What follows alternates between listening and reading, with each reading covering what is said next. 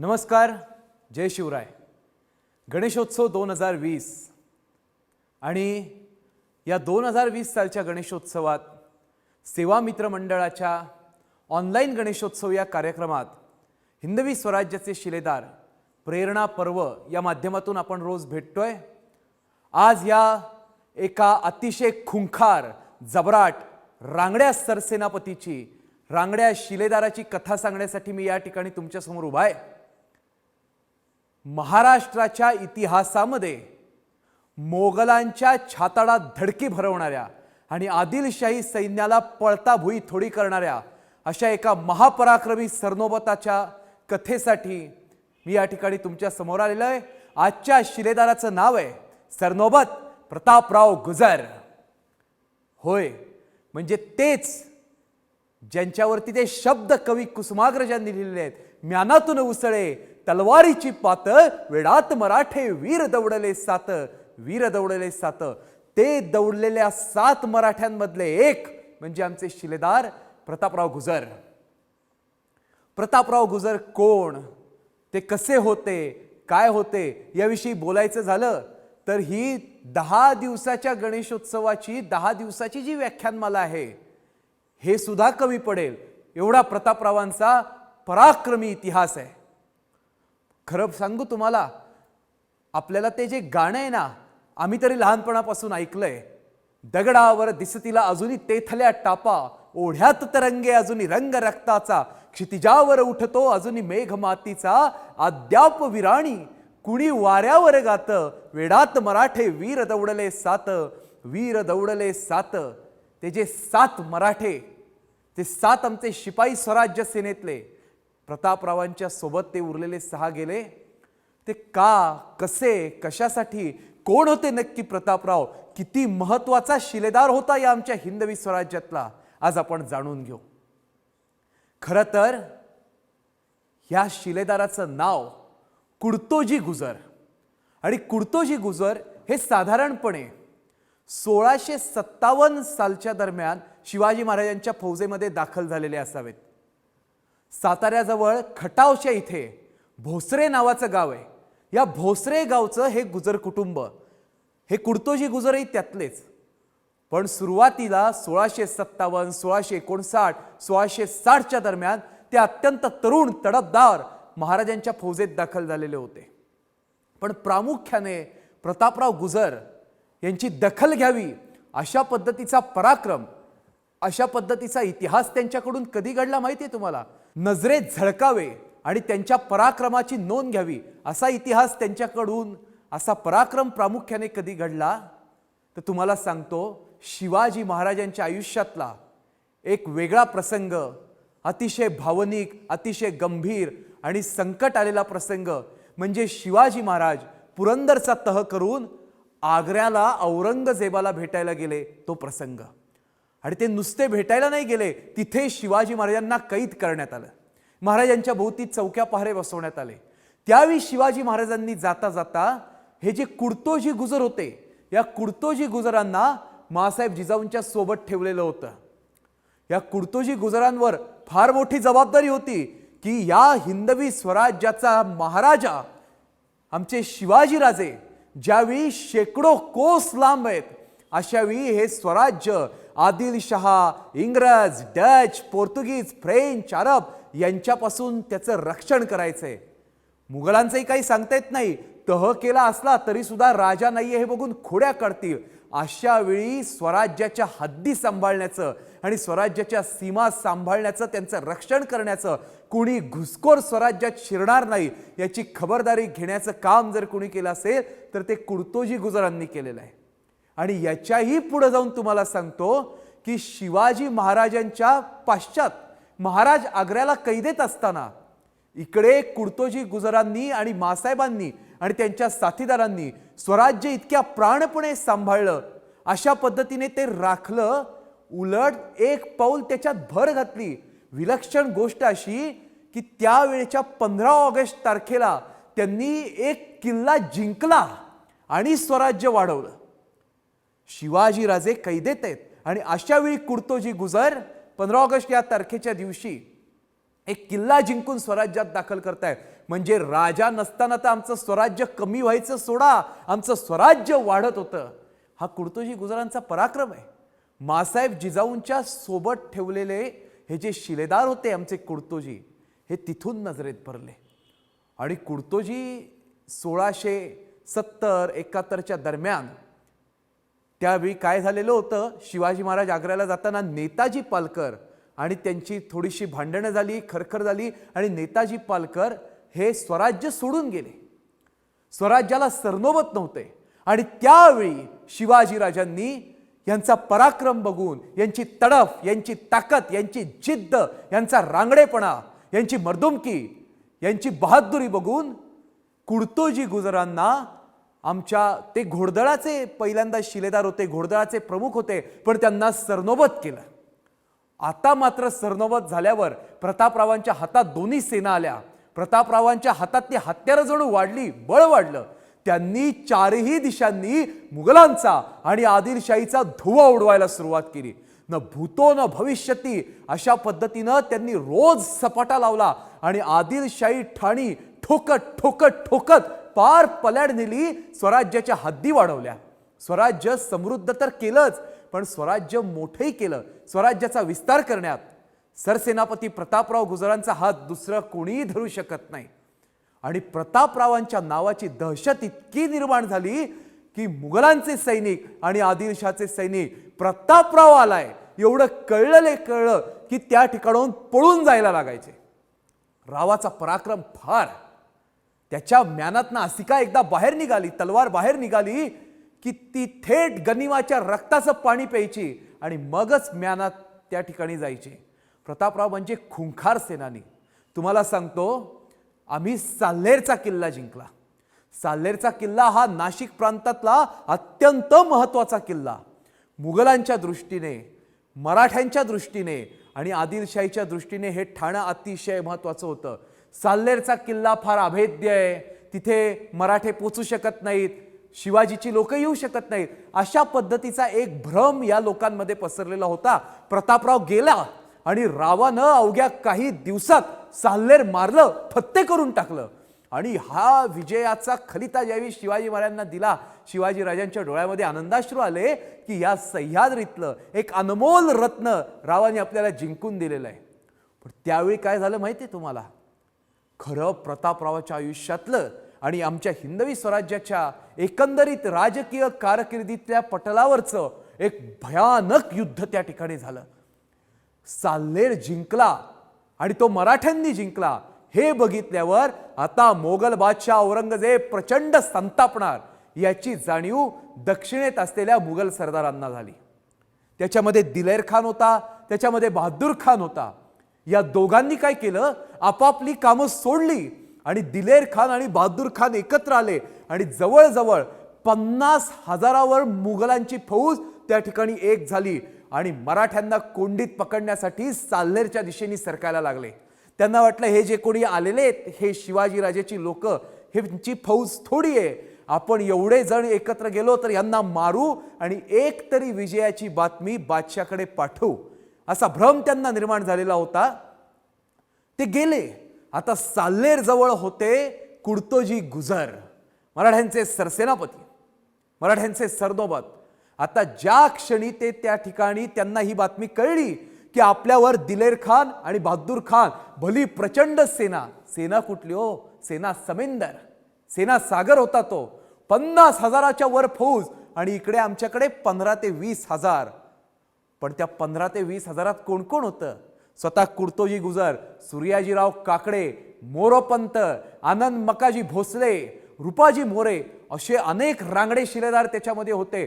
तिकडनं मुघलांच्या फौजेची ती सेना अशी भयंकर वादळासारखी आमच्या अंगावरती धावली. साल्हेरच्या युद्धाची टिपरी दणाणायला सुरुवात झाली. प्रतापरावांनी ती फौज बघून स्वतःची समशेर उपसली आणि मराठ्यांच्या प्रत्येक शिलेदारांना आज्ञा देत स्वतःची फौज बाहेर काढली. झालं, समोरासमोर दोन्ही फौजा एकमेकांना येऊन भिडल्या. खरी गंमत इथे होती, तुम्हाला जेध्यांच्या याच्यात सुद्धा नागोजी जेधेची कोप्पळची लढाई सांगितली, ती मैदानातली, पण ती नंतरच्या काळातली आहे. ही आधीच्या काळातली लढाई बघा, साल्हेरच्या त्या सपाट प्रांगणामध्ये, जिथे फार डोंगरदऱ्या नव्हत्या, जिथे आमचा गनिमी कावा उपयुक्त नव्हता, जिथे आम्ही गनिमी कावा करू शकत नव्हतो, अशा वेळी 50,000 पेक्षा जास्त फौज सामोरी आलेली असताना प्रतापराव घाबरले नाहीत. ते कुडतोजी गुजर, त्यावेळी त्यांना प्रतापराव पदवी दिलेली नव्हती. कुडतोजीराव घाबरले नाहीत, ते डरले नाहीत, त्यांनी योजना बदलल्या नाहीत, उलट ते संतापले. ते म्हटले असं काय, ठीक आहे तुम्हाला दाखवतो आम्ही कोण आहे. त्यांनी ताबडतोब आदेश दिल्याने मराठी फौजेच्या तुकड्या झाल्या, एक फळी निर्माण केली आणि बरोबर सकाळच्या दरम्यान या दोन्ही फौजा एकमेकांच्या समोर जाऊन आदळल्या. आणि शिवाजी राजांच्या आयुष्यात जी काही त्यांच्या राजकीय कारकिर्दीमध्ये भयंकर युद्ध झाली, त्यातल्या एका युद्धाला तोंड फुटलं. तलवारीला तलवारी भिडल्या आणि त्या कुडतोजी गुजरांच्या मराठ्यांच्या सरदोबताच्या मुखातून या महाराष्ट्राचा महामंत्र कडकडला, नमो पार्वतीपतये, हर हर महादेव. आणि त्या महादेवाच्या नंतर समोर 50,000ची सेना असताना सुद्धा आमच्या प्रत्येक मावळ्याच्या अंगामध्ये अक्षरशः अहिरव भैरवाचं बळ संचारलं. नळ निळ सुग्रीव जांबुवंत हनुमंत सारे सारे आमच्या अंगात आले आणि मराठ्यांनी दिसेल ती हत्यारं काढून मोगलांच्या सैन्यावरती स्वतःला घालून घेतलं. भिंगरी सटसट सटसट सटसट करत फिरावी तशा पद्धतीनं प्रत्येक मावळा साल्हेरच्या त्या प्रांगणामध्ये शत्रूच्या फौजेमध्ये घुसला. भयंकर रक्तपात चालू झाला. समोरची सेना प्रचंड होती, आम्ही चिवट होतो. समोरच्या फौजेकडे जोर होता, आमच्याकडे हिम्मत होती. समोरच्या फौजेकडे संख्या होती, आमच्याकडे प्रतापराव होता. आणि रावानं अशा पद्धतीने तांडव तिथं मांडलं. सगळेच भिडले हो, सगळेच भिडले. असं युद्ध आतापर्यंत स्वराज्यात झालं नव्हतं. भयंकर हलकल्लोळ उसळला. कोण कुणाला मारतंय, कोण कुणाचं रक्त काढतंय, कोण कुणाच्या छातीत तलवार भोसकतंय आणि कोण कुणाच्या पाठीमागनं वार करतंय काही कळेना. ढाल तलवारीचा खस पडला. सूर्य माथ्यावरून पुढे सरकला. दुपार टळू लागली. दोन्ही बाजूला दुतर्फा मुर्दे पडले. तरी सुद्धा युद्ध थांबण्याची लक्षणं दिसत नव्हती. झालेल्या अपमानामुळे दिलेर खान आणि बहादूर खान पिसाळले होते. पण यांना धडा शिकवायचा या एका नेटानी, या एका जिद्दीनी प्रतापराव आणि मराठे त्यांच्यावर तुटून पडले. भयंकर रणतांडव झालं. वर्णन आहे, गुडघा गुडघा रक्ताच्या चिखलात उभं राहून मराठी मावळे त्या ठिकाणी झुंजले. शेकडो घोडे मारले. मुघलांच्या फौजेतले उंट त्यांनी पाडले. हत्ती जिंकले आणि तेवढ्यात घात झाला. आमच्या मराठ्यांकडचा एक शिलेदार सूर्याजी काकडे, महाराजांचा लहानपणापासूनचा साथीदार, त्याच्यावर इस्खलास खानानी त्या ठिकाणी तोफेचा गोळा चालवला आणि सूर्याजी काकड्यांना तो गोळा लागला आणि धडकन सूर्याजी काकडे खाली कोसळले. स्वराज्याचा लहानपणापासूनचा सवंगडी साल्हेरच्या युद्धात पडला आणि फक्त एवढं दृश्य कुडतोजी गुजरांनी पाहिलं. त्या क्षणी ते घोड्यावरून उतरले. सूर्याजीचा मृतदेह त्यांनी बाजूला न्यायला लावला आणि त्यांनी हातातला घोडा वगैरे सगळं सोडून दिलं. आणि वर्णन अशा पद्धतीने इतिहासात आहे, त्यांनी दोन्ही हातामध्ये पट्टे चढवले आणि त्यानंतर पट्टे चढवलेले कुडतोजीराव त्या मुघलांच्या फौजे सुदर्शन चक्राप्रमाणे सणसणत सुटले. त्यांनी रक्तपात त्या ठिकाणी केला, भयंकर कंदन करून टाकलं. आणि जो इस्खलास खान सूर्याजी काकड्यांच्या मृत्यूला कारणीभूत ठरला होता, त्या इस्खलास खानाला प्रतापराव गुजरांनी खलास करून टाकला. रावांनी खानच खलास केला. सरदार ठोकला. पहिला इस्खलासचा पाडाव झाला.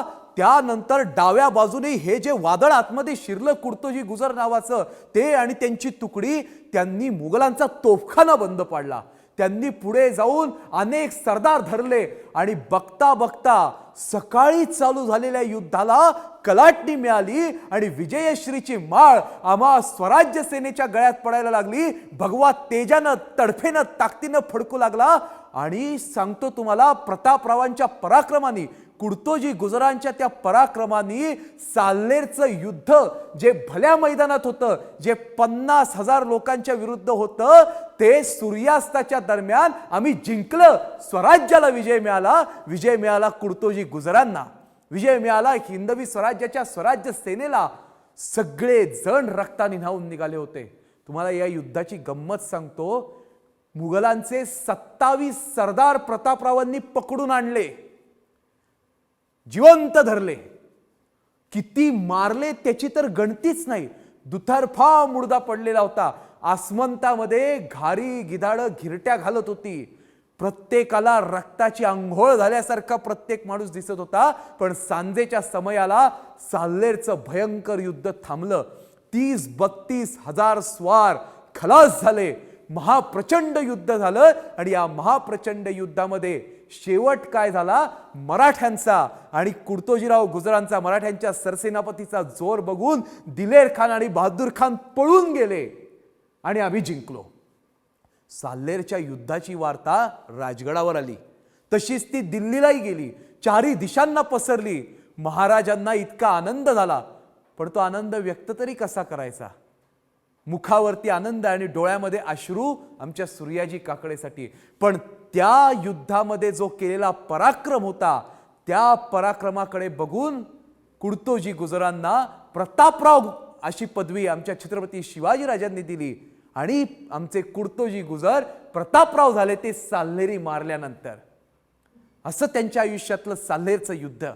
अशी असंख्य युद्ध त्यांनी गाजवली. सुरतेला जाताना सुद्धा ते होते. आणि प्रतापराव म्हणजे तुम्हाला सांगतो काय शिकवलं मी. आता एवढं युद्ध सांगितलं, एवढा प्रसंगाचं वर्णन केलं, एवढ्या तलवारी चालल्या, भाले चालले, दाणपट्टा चालला, आमच्या मराठी शिलेदारांचा पराक्रम चालला. या युद्धाचं महत्त्व काय? आम्ही जिंकलो एवढंच महत्त्व आहे का हो? अहो मुळीच नाही. प्रतापरावांनी काय केलं? प्रतापरावांनी या युद्धाची रचना अशी केली, या युद्धाची योजना अशी केली आणि या युद्धामध्ये अशा पद्धतीने मारा केला की आतापर्यंत आम्ही मुघलांच्या प्रचंड फौजेविरुद्ध डोंगरदऱ्यात लढू शकत होतो, पण मैदानात मात्र आम्हाला धाकधूक वाटायची. साल्हेरीचं रणांगण मारल्यानंतर, साल्हेरमध्ये जंग फत्ते केल्यानंतर आम्हा मराठ्यांच्या सैन्याला एक आत्मविश्वास आला. आता आम्ही दिवसा ढवळ्या खुल्या मैदानात सुद्धा मुघलांच्या फौजेला झोडू शकतो. असे एक दुर्दम्य आत्मविश्वास, अशी एक मानसिक शक्ती त्यांच्यामध्ये निर्माण झाली. आणि याला कारण आमचे प्रतापराव गुजर आहेत. मराठी सैन्याच्या विजेसारख्या वेगवान चपळ हालचाली आणि शत्रूला बेधडक अंगावर घेऊन झुंजणं हे त्यांनी शिकवलं. बरं, नुसतं शिकवणं महत्वाचं नाही. आनंदराव, संताजी घोरपडे, धनाजी जाधव, तुकोजी वरखडे अशी अनेक तरुण फळी त्यांनी तयार केली त्यांच्या हाताखाली. शिवाजी महाराजांचे अत्यंत जवळचे लाडके सेनानी. प्रतापरावांबद्दल किती बोलता येईल. राव असे भयंकर पराक्रमी होते. एकदा त्यांनी एक पत्र लिहिलं होतं. ते पत्र सुरतेच्या अधिकाऱ्याला होतं आणि त्याच्यात जर प्रतापरावांची आपण भाषा वाचली तर प्रतापराव आणि मराठी सेना त्यांच्या अंगामध्ये किती जोश यायला लागला होता ह्याची आम्हाला जाणीव होईल. त्यांनी असं लिहिलं होतं की तुम्ही सुरतेचे लोक आम्हाला मराठ्यांना खंडणी देत जा आणि जर दिली नाहीत तर तुम्हाला आम्ही पुन्हा लुटायला येऊ. आणि या कामगिरीवर शिवाजीराजांनी माझी प्रतापराव गुजराची निवड केलेली आहे. म्हणजे प्रतापरावांनी कसली दहशत दिली सुरतेच्या लोकांना. आणि तुम्हाला जर असं वाटत असेल, असं लिहितात प्रतापराव, ते पत्र उपलब्ध आहे, तुम्हाला जर असं वाटत असेल की सुरतेला नवीन बांधलेला तट आणि तुमची छोटीशी फौज तुमचं रक्षण करेल, तर त्या फौजेचा खुर्दा मी कसा उडवतो हे बघायचं असेल तर आम्हाला खंडणी देऊ नका, अशी भाषा लिहिली. ही रग, ही दहशत, ही धगधग जी प्रतापरावांमुळे आम्हा मराठी सैन्यामध्ये आलेली होती ना, तिला तोड नाही. आम्ही आतापर्यंत गनिमी काव्याने लढतच होतो, ती आमची युद्ध पद्धती. पण खुल्या मैदानात घुसून मोगलांच्या एवढ्या मोठ्या फौजा स्वतःच्या छाताडावर घ्यायच्या आणि त्यांचा पराभव करायचा, ही रग, ही जिद्द आम्हाला कोणी शिकवली असेल तर ती शिकवली आमचे शिलेदार सरनोबत प्रतापराव गुजरांनी शिकवली. तुम्हाला सांगतो, शिवाजी राजांच्या जवळचे अत्यंत जिवलग अशी काही जी मोजकी मंडळी होती, त्याच्यामध्ये तानाजी मालुसरे होते, त्याच्यामध्ये प्रतापराव होते. शिवाजी महाराज प्रतापरावांना ओळखत होते आणि प्रतापराव शिवाजी महाराजांना पूर्ण ओळखत होते. एकमेकांची सुख दुःख, एकमेकांची आवडनिवड. शिवाजी महाराजांच्या आयुष्यातला एक अतिशय गोड प्रसंग, इतिहासात सहसा ज्याचा कुठे उल्लेख येत नाही, आपण फारसा ऐकत नाही, असा तुम्हाला सांगतो. जो प्रतापराव गुजरांमुळे घडला. शिवाजी महाराजांना चाफ्याची फुलं आवडायची, सोनचाफ्याची आवडायची. कोंडाजी फर्जंदाने अवघे 60 मावळे घेऊन पन्हाळा किल्ला जिंकला. गुढीपाडव्याचा दिवस होता. तो बेशक खान, बाबू खान त्याला ठोकलं. 60 मावळे घेऊन पन्हाळा किल्ला जिंकल्यावर रातोरात शिवाजी महाराज निघाले. कुठे? पन्हाळगडावर. कोंडाजीला भेटायला, तो पन्हाळा बघायला, जिंकलेल्या पन्हाळ्यावरती पाऊल ठेवायला. आणि मग शिवाजीराजांबरोबर प्रतापराव तर होतेच, शिवाजी महाराज गडावर गेले. त्या दरम्यान 2 दिवसात प्रतापरावांनी त्यांच्या मनात आलं, त्यांना माहिती होतं शिवाजी महाराजांना कशाने आनंद होईल, कशाने त्यांना खूप छान वाटेल, त्यांचं सुख त्यांना त्याच्यामध्ये मिळेल. प्रतापरावांनी आसपासच्या सैनिकांना, शिपायांना आदेश देऊन आसपासच्या परगण्यात असलेल्या अनेक गावांमधून चाफ्याची फुलं मागवली. आणि किती? 1,00,000 फुलं मागवली. सोनचाफ्याची 1,00,000 फुलं त्यांनी पन्हाळगडावर आणली. आणि पन्हाळगडावरचा जो कुशावर्त तलाव आहे, त्या कुशावर्त तलावामध्ये शिवाजी महाराजांना त्यांनी स्नान करायला लावलं. आणि त्या कुशावर्त तलावामध्ये ती 1,00,000 सोनचाफ्याची फुलं त्यांनी सोडली. अशा 1,00,000 सोनचाफ्याच्या तळ्यामध्ये शिवाजी महाराज आंघोळ करत होते, स्नान करत होते. मंगल स्नान त्यांचं त्या ठिकाणी झालं. त्यांच्यासोबत युवराज संभाजीराजे होते. आणि शिवाजी महाराजांच्या चेहऱ्यावर आनंदाश्रू आले की इतका आनंदाचा क्षण. खरं तर तुम्हाला सांगू का, 50 वर्षाचं आयुष्य आमच्या शिवाजी महाराजांचं, त्यातली 36 वर्ष राजकारणामध्ये गेली. आणि त्या 36 वर्षातली सुद्धा अनेक वर्ष, बहुसंख्य दिवस, बहुसंख्य महिने, असंख्य आठवडे हे शत्रूशी झुंज देत, शत्रूला त्या ठिकाणी सामोरं जात, शत्रूविरुद्धची योजना तयार करत, असे धगधग करत गेले, पळापळीच्या आयुष्यात गेले. महाराजांच्या आयुष्यात सुख फार कमी आलं, आनंदाचे क्षण फार कमी आले, प्रेमाचे क्षण फार कमी आले. पण जे काही आले त्यातला अतिशय आनंदाचा आणि भावनिक प्रसंग हा होता की 1,00,000 सोनचाफ्याची फुलं असलेल्या त्या तळ्यामध्ये शिवाजी महाराज पहाटेला मंगल स्नान करत होते. आणि बाजूलाच त्यांचे सारे शिलेदार थांबले होते आणि त्यांच्यावर सोनचाफ्याची फुलं उधळत होते. केवढा मंगलमय आणि गोड प्रसंग आहे. साखरेपेक्षा गोड, अमृतापेक्षा गोड असा प्रसंग शिवाजी महाराजांच्या आयुष्यात पुन्हा कधी नाही आला. हा जो प्रसंग घडला त्याला कारण प्रतापराव. कारण काय? प्रतापराव महाराजांना ओळखत होते, त्यांच्या जीवाचे जिवलग, एकमेकांची भाषा एकमेकांना मनात नाही समजायची, अत्यंत लाडके सेनानी असे प्रतापराव आमचे होते. त्याचा तो जो प्रसंग आहे, गडी तयार करणं म्हणजे नवीन शिलेदार तयार करणं. कितीतरी ठिकाणी त्यांनी स्वतःच्या सोबत अनेक तरुण मुलं नेली, वेगवेगळ्या आघाड्यांवर पाठवली, दक्षिण दिग्विजयात. आणि नंतरच्या काळामध्ये, पुढच्या काळात औरंग्याविरुद्ध लढताना जी तरुण फळी आमची घडलेली होती ती 15 ते 20 वर्षाची असताना प्रतापरावांनी तयार केलेली होती. असा एक रांगडा मराठा शिलेदार. नेमकं झालं काय? बहलोल खान नावाचा पठाण हा आमच्या स्वराज्यावर चालून आला. हा अतिशय क्रूर होता, अतिशय कपटी होता. हिंदवी स्वराज्य गिळावं असं त्याला पहिल्यापासून वाटत होतं. आणि शिवाजी महाराजांनी या बहलोल खानाचा पुरा अभ्यास केला होता. आणि तो स्वराज्यात येत असताना दिवस होते 1674 सालचे. शिवाजी राजांचा राज्याभिषेक दिवसामासाने जवळ येत चाललेला होता. राज्याभिषेकाची तयारी पूर्ण राज्यामध्ये चालू होती. आणि अशावेळी बहलोल खान शिरला. शिवाजी महाराजांना बातमी कळली.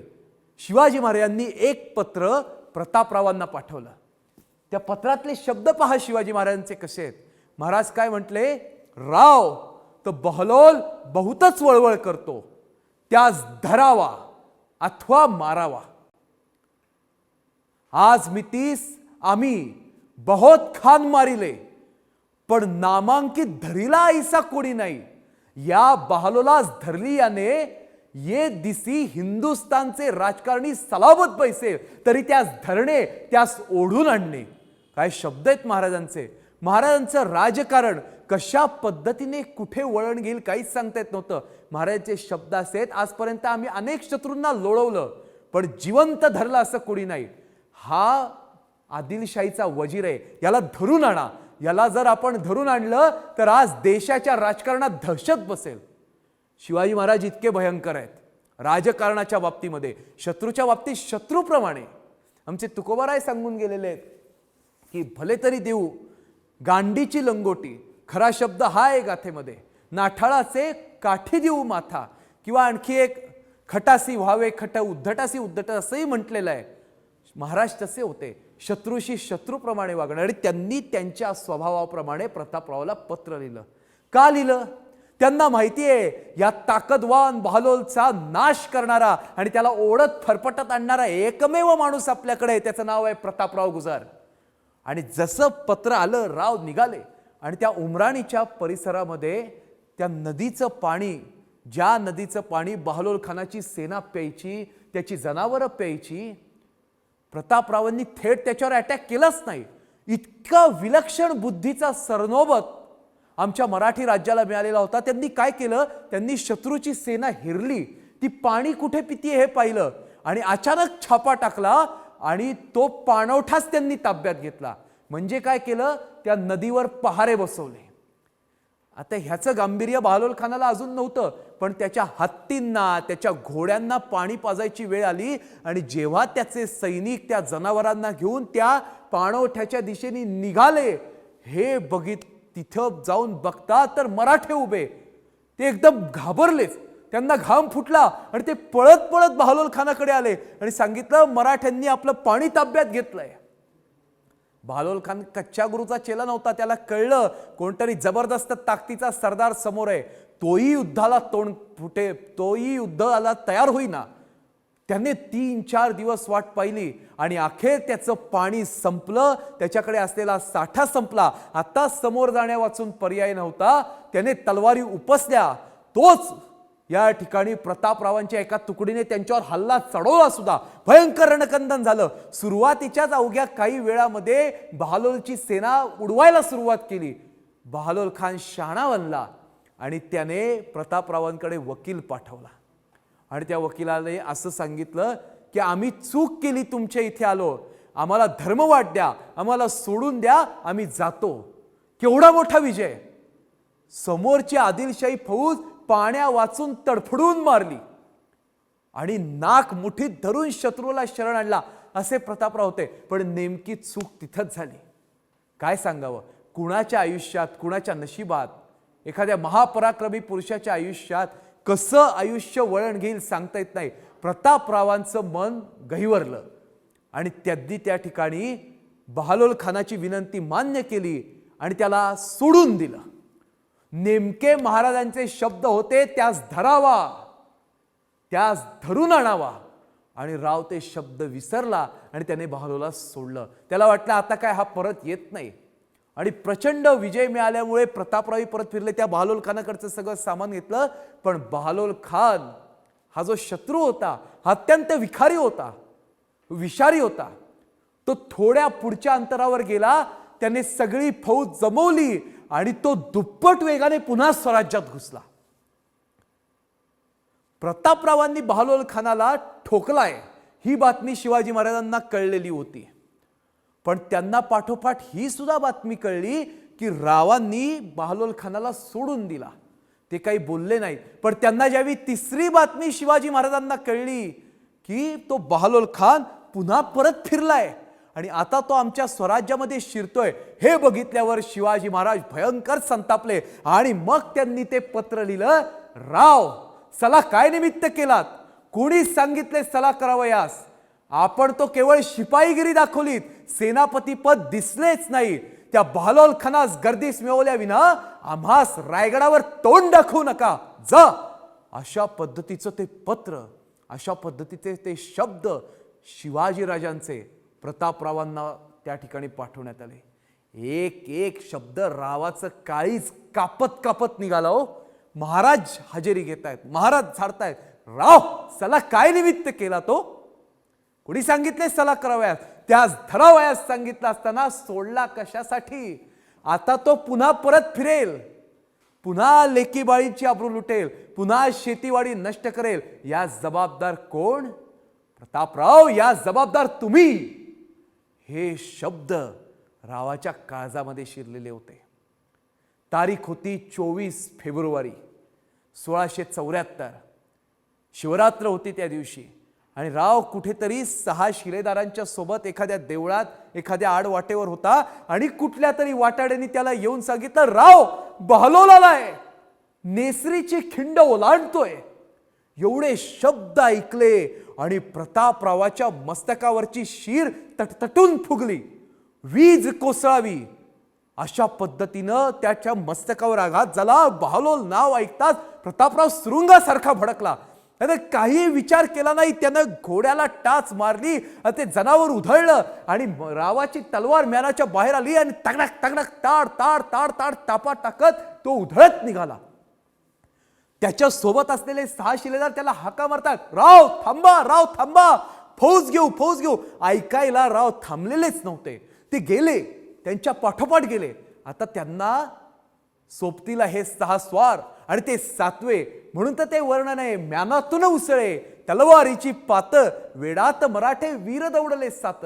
मागे 20-25 हजाराची सेना, पण प्रतापराव बेहोश झालेले होते, बेभान झालेले होते. राजांचे शब्द त्यांच्या जिवारी लागले आणि ते तसेच निघाले बहलोल खानाला मारायला. आश्चर्यमुग्ध टाकून मागुती सेना, अपमान बुजविण्या सातार पुनिमाना, छावणीत शिरले थेट भेट गनिमाना, कोसळल्या उल्का जळत 7 दर्यात, वेडात मराठे वीर दौडले 7, वीर दौडले 7. हे 7 जण त्या ठिकाणी फौजेत घुसले. भयंकर तांडव त्यांनी चालू केलं. आधीच तो राव होता, त्यात त्याच्या मस्तकात राग होता, हातामध्ये शमशेर होती. त्याने काही विचार न करता त्या वार काढायला सुरुवात केली. त्याच्या तडाख्यात सापडला तो मेला. कोणी जिवंत उरलं नाही. सुरुवातीच्या 25-30 जणांना लोळवत लोळवत हे आतमध्ये शिरले. खानाला आश्चर्य वाटलं. त्याला वाटलं मराठे आले, मराठे आले. त्याचे सैन्यही घाबरलं. पण पुढच्या काही क्षणात त्याला अंदाज आला फक्त 6 लोक आहेत आणि समोर त्याला प्रतापराव दिसला. एवढ्या मोठ्या सेना समिंदरामध्ये राव तलवारी घालत घुसला होता बेदरकारपणे. त्याचा स्वभावच बेदरकार. तो घुसला. रक्ताची रंगपंचमी त्या ठिकाणी तो खेळत होता. रक्ताचे तुषार उडत होते. त्याची तलवार खाड खाड कोसळत होती. तुकडे उडत होते. पण इतक्यांविरुद्ध अवघे 7 किती वेळ टिकतील हो. एक एक मोहरा धरणीवरती कोसळायला लागला. त्या सागराच्या 7 लाटा जशा पृथ्वीकडे वेगाने निघालेल्या होत्या, त्यांचा जोर ओसरला. एक एक लाट माघारी गेली आणि शेवट गर्दी झाली, झुंबड उडाली, सटसट वार पडले आणि या मराठ्यांच्या स्वराज्य सेनेचे लाडके सरनोबत, जिगरबाज, जिद्दी, हिम्मतवान, ताकदवान, खतरनाक सरनोबत प्रतापराव गुजर नेसरीच्या खिंडीमध्ये धरणीवरती कोसळले. खाड खाड वार झाले. महाशिवरात्रीच्या दिवशी शिवाजी महाराज जगदीश्वराला दुधाचा अभिषेक करत असताना, पंचामृताचा अभिषेक करत असताना प्रतापरावानं नेसरीच्या खिंडीत स्वतःच्या रक्ताचा अभिषेक केला. राव संपला. रावाचं शौर्यही त्याच्यासोबत संपलं. ही बातमी ज्या दिवशी शिवाजी महाराजांना कळली, महाराज ढसाढसा रडले. शिवाजी महाराज तानाजीच्या मृत्यूच्या वेळी जे रडले होते, त्यानंतर आज इतके रडले. छत्रपतींचे शब्द आहेत, राव पडला एक बाजू पडली, आता फौजेचा कारभार कैसा चालतो, ऐसी जखम पुन्हा भरून येणे नाही. शिवाजी राजांच्या काळजाला ते लागलं. आमचे बोल लागून रावाने हे दिव्य केले, आम्ही आता राव म्हणून कोणास हाक मारू. छत्रपती रडले. अक्षरशः त्यांच्या डोळ्यातनं धारा लागल्या. स्वराज्याचा सेनापती राज्याभिषेकाच्या आधी अवघे काही दिवस पडला. असे होते म्हणून तर ते वाक्य ना, दगडावर दिसतील अजूनही तेथल्या टापा, ओढ्यात तरंगे अजूनही रंग रक्ताचा, क्षितिजावर उठतो अजूनही मेघ मातीचा, अद्याप विराणी कुणी वाऱ्यावर गात. मी जसं सुरुवातीला सांगितलं, वेडात मराठे वीर दौडले 7. काय तो आवेश. प्रतापराव संपले, पण त्यांच्याबरोबर एका महान सेनानीला आमचं स्वराज्य संपलं. सैन्याने बेधडक कसं असावं, समोर शत्रू किती मोठा असला तरी काय हिंमत दाखवावी, कशी जिद्द धरावी आणि शत्रूवरही कसं तुटून पडावं.